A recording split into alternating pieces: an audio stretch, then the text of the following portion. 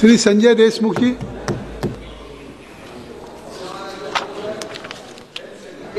National security cess bill माईक 2025च्या या महत्त्वपूर्ण बिलावरती बोलण्याची संधी दिल्याबद्दल अध्यक्ष महोदय मी आपले धन्यवाद मानतो।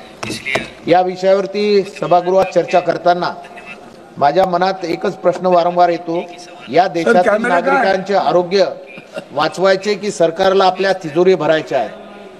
कारण या बिलात जे काही आहे त्यातून नागरिकांच्या आरोग्याबद्दल सरकारला खरंच चिंता आहे असं कुठंच दिसत नाही। उलट आरोग्याच्या नावाखाली पैसा उकळण्याचा प्रयत्न जास्त दिसत आहे। अध्यक्ष महोदय, आपल्या सर्वांना माहित आहे या देशात सर्वाधिक आरोग्य बिघडवणारा पदार्थ म्हणजे गुटखा। कॅन्सर सारखा भयंकर रोगाला सर्वाधिक कारणीभूत असलेला पदार्थ म्हणजे गुटखा। लाखो तरुणांच्या आयुष्य खेळणारा, कुटुंब उद्ध्वस्त करणारा, गरीब माणसाचं संपूर्ण जगणं उद्ध्वस्त करणारा पदार्थ म्हणजे गुटखा। आज ग्रामीण भागात, शहरी भागात, शाळा कॉलेजमध्ये, कामगार वर्गात तसेच महिला वर्गात देखील म्हणजे जवळपास प्रत्येक ठिकाणी हा गुटखा व्यसनाचा कर्करोगासारखा पसरलेला आहे। लोक आजारी पडत आहेत, त्यांच्या उपचारासाठी कोट्यावधी रुपये खर्च होत आहेत। सरकारचा आरोग्य यंत्रणेवर मोठा भार येत आहे। हजारो कुटुंबाचा संसार उद्ध्वस्त होत आहे, तरी हे वास्तव सरकारला कळत नाही आहे। मी अध्यक्ष महोदय, मी ज्या भागाचं नेतृत्व करतो त्या यवतमाळ, वाशिमसह संपूर्ण विदर्भ भागात एक विषारी आणि प्राणघातक पदार्थ अत्यंत मोठ्या प्रमाणात वापरला जातो, तो म्हणजे नागपुरी खर्रा।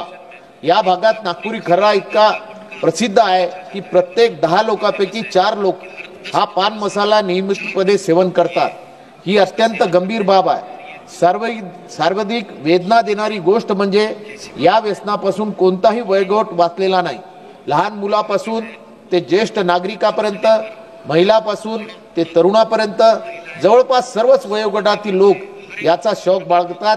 हा शौक नसून हे व्यसन आहे आणि हे व्यसन नव्हे तर विष आहे। या नागपुरी खर्रा आणि विविध पान मसाल्यामुळे माझ्या विदर्भात कॅन्सरचे प्रमाण एवढ्या वेगाने वाढत आहे की आज विदर्भ या देशातील तोंडाच्या कॅन्सरचा सर्वात मोठा हॉटस्पॉट बनला आहे।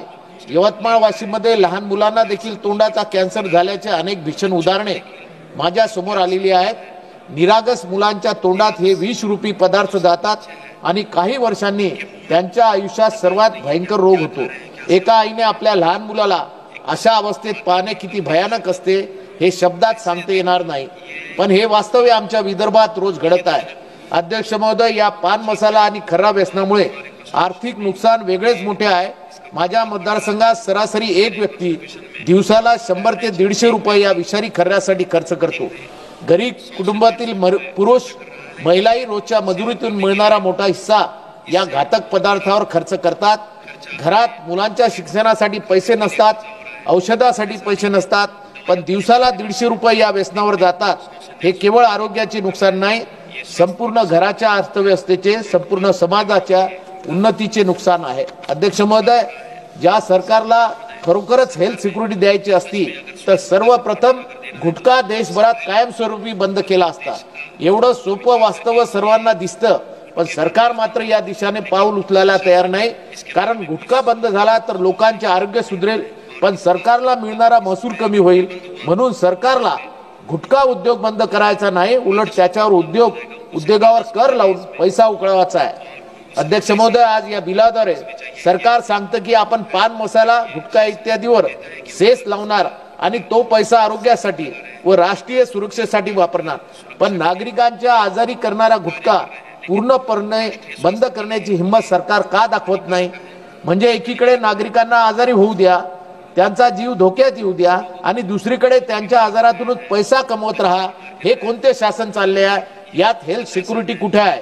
अध्यक्ष महोदय, आपल्याला माहित आहे या देशात किती तरुणांना तोंडाचा कॅन्सर झाला, किती लोकांची शस्त्रक्रिया झाली, किती लोकांच्या घरात कमावणारा माणूस नाहीसा झाला। त्या प्रत्येक गोष्टीची जबाबदारी या गुटखा उद्योगावर आणि चालू ठेवणाऱ्या सरकारच्या धोरणावर आहे। जर सरकारने धाडस दाखवून गुटखा बंद केला असता तर आज लाखो कुटुंब सुखाने जगली असती, लाखो नागरिकांच्या आजारातून मुक्ती मिळाली असती। पण आजच्या या सरकारला नागरिकांच्या आयुष्यापेक्षा जास्त महत्त्व कर गोळा करण्याकडे आहे, हे स्पष्ट दिसत आहे। अध्यक्ष महोदय, या बिलाद्वारे कर वाढवून सरकार गुटखा उत्पादनाला आणखीन वैधतेचे कवच देते असं दिसत आहे. कर लावा, महसूल मिळवा, पण गुटखा उत्पादन मात्र सुरू ठेवा. हे सरकार नागरिकांच्या आरोग्याशी केलेले सर्वात मोठं धोरणात्मक पाप आहे. आरोग्याच्या नावावर उद्योगांना चालू ठेवून फक्त कर वसूल करणे म्हणजे नागरिकांच्या आयुष्याची थट्टा आहे. सरकार हेल्थ सिक्युरिटीचं नाटक करत आहे, पण वास्तवात गुटखा उद्योगाला संरक्षण देत आहे. अध्यक्ष महोदय, मी या सभागृहातून सांगू इच्छितो, एक मिनिट, या देशात आरोग्य सुधारायचं असेल तर कर वाढवून नाही, गुटखा बंद करूनच आरोग्य सुधरेल. गुटखा बंद झाला तरच तरुण पिढी वाचेल. गुटखा बंद झाला तरच देशातील कॅन्सरग्रस्ताची संख्या कमी होईल. गुटखा बंद झाला तरच आरोग्य व्यवस्थेतील भार कमी होईल आणि गुटखा बंद झाला तरच नागरिकांची खऱ्या अर्थाने हेल्थ सिक्युरिटी मिळेल. म्हणून या आरोग्याच्या नावावर कर लावण्याचा हा धोका थांबवला पाहिजे. सरकारने जर खरंच नागरिकांच्या आरोग्याची काळजी घेतली असती तर गुटखा बंदीचा निर्णय हा सर्वात पहिला आणि सर्वात प्रभावी निर्णय ठरला असता, पण सरकार तसे करत नाही. त्यामुळे मला असे सांगावे लागते की हे बिल आरोग्यासाठी नाही तर महसुलासाठी आहे आणि नागरिकांचे आरोग्य वाचवायचे असेल तर या देशातून पूर्णपणे गुटखा बंदी झाली पाहिजे. अध्यक्ष महोदय, धन्यवाद. धन्यवाद. Shrimati Supriya Sule. Sir, thank you very much.